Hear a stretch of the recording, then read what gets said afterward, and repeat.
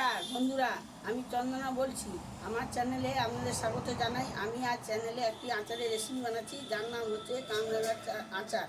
তাতে লাগছে কামরাঙা, লাগছে চিনি, লাগছে লঙ্কা, লাগছে শুকনো লঙ্কা, জিরে, এলাচ, ফোড়ন, সর্ষে, পানমুড়ি, হলুদ, নুন, সর্ষের তেল।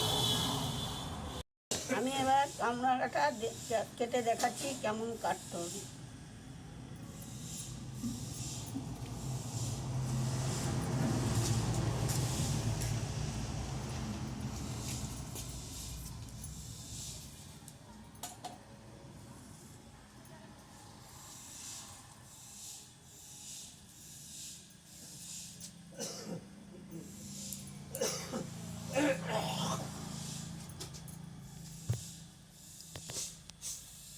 এরকমভাবে আপনারা কামরাঙাটা কেটে নেবেন। এই দেখুন, এইভাবে আপনারা এই যে কামরাঙাটা এইভাবে কেটে নেবেন, ডুমো ডুমো করে কেটে নেবেন। এবার আমি এটা নুনে বসাতে যাচ্ছি। এবার আমি গ্যাস জ্বালছি, গ্যাস জ্বালে কড়াইটা বসাবো।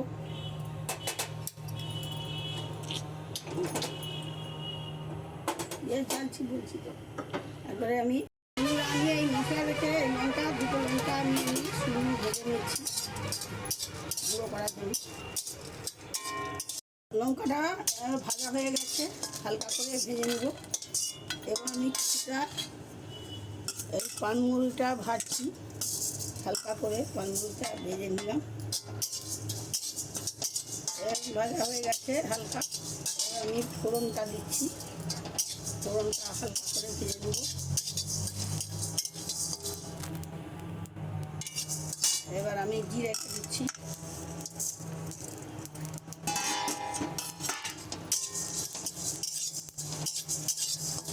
এলাচ, জিরে, লঙ্কা, ফোড়ন, পানমুড়ি একসঙ্গে এটা নেড়ে নিলাম। এবার আমি নামাবো।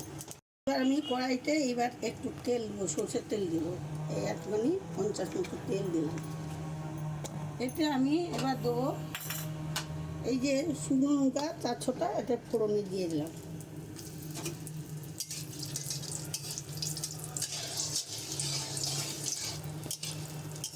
শুকনো লঙ্কাটা দেখুন ভাজা হয়ে গেছে, হালকা করে ভেজে নিলাম। এবার আমি জিরে, ফোড়ন, পানমুড়ি সব একসঙ্গে দিয়ে দিলাম। তার সঙ্গে আমি একটু সর্ষে দিয়ে দিলাম ভাজা ফোড়ন। এইবার আমি ভাজা হয়ে গেছে, দেখুন ভাজা হয়ে গেছে, মশলাটা ভাজা হয়ে গেছে। এবার আমি এই কামরাঙাটা কেটে তুলে দিই। এটা খুব কষে নেব, নুন হলুদ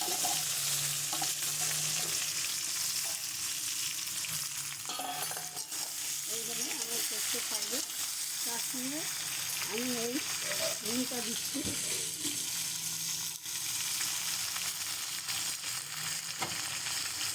নুন দিলাম। 1 চামচ মতো হলুদ দিব। এবার হলুদ দিয়ে আমি এটাকে ভালো করে একটা মেরে দেবো। বন্ধুরা, আমি এবার এই আনারসটা এইরকম ফোড়ন দিয়ে কষে নিয়েছি, জিরা লঙ্কা দিয়ে ফোড়ন কষে নিয়েছি। এবার আমি এটাকে নামিয়ে দিয়ে এবার আমি চিনি জল কষাবো। এই কড়াইতে জলটা দিয়ে কামরাঙাটা নামিয়ে নিয়েছি। এবার আমি এই জলটা দিচ্ছি।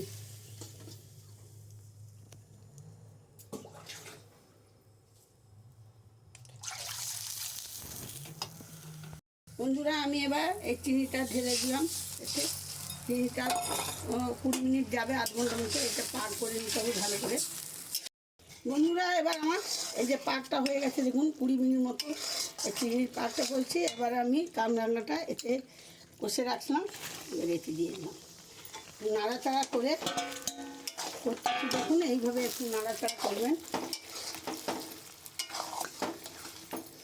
একটু 5টা মিনিট মতো নাড়বেন, নাড়ার পরে ঠান্ডা হলে মশলা দিয়ে রেখে দিন। বন্ধুরা, এই যে আমি আপনারা আচারটা করেছি জেলিটা, এবার আপনারা দেখুন এইভাবে কালারটা এসছে। এবার আমি এটা হয়ে গেছে, এইভাবে আমি নামিয়ে দেবো। নামিয়ে দিয়ে ঠান্ডা হলে আমি একটা মশলা দিয়ে জারি করে দিই। এবারে আপনাদের কেমন লাগে আপনারা লাইক করে কমেন্ট করবেন।